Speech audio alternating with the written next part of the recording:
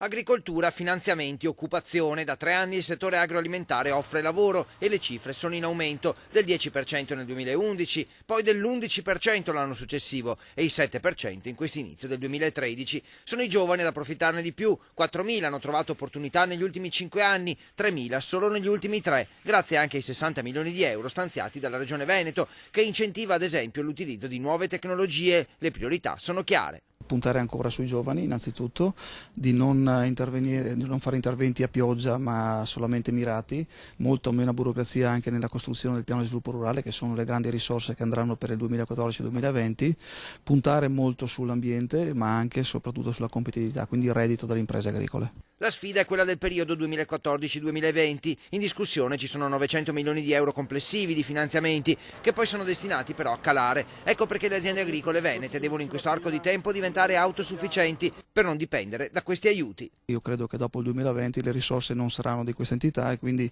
la nuova programmazione deve mettere in condizione le nostre imprese di essere competitive a prescindere dai contributi. Quanto all'Europa, la Regione ha già utilizzato il 96% dei finanziamenti a disposizione e chiede al Ministro una maggiore presenza a Bruxelles. Il pericolo è la penalizzazione dei settori pesca e agricoltura. In tempo di crisi, insomma, c'è spazio per essere ottimisti. Tutto il settore del secondario dei servizi è fortemente in crisi strutturale e credo che i fondamentali solidi che ha l'agricoltura possa dare soddisfazione non solamente per quanto riguarda la produzione delle nostre e la programmazione che fanno le nostre aziende, ma anche per l'occupazione, tanto è vero che andiamo quasi a doppia cifra ogni anno.